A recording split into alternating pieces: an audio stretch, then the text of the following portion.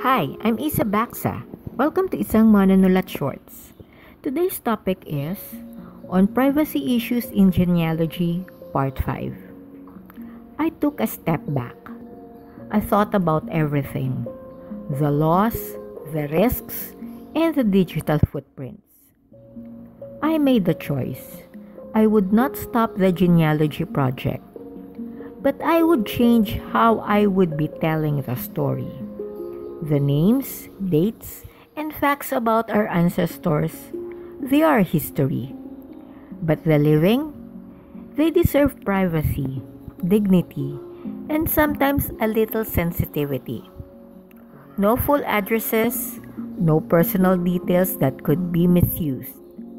And if a story touches on something painful, like adoption, illegitimacy, or dark family secrets, I'd think twice. Not because it's untrue, but because it's still someone's life.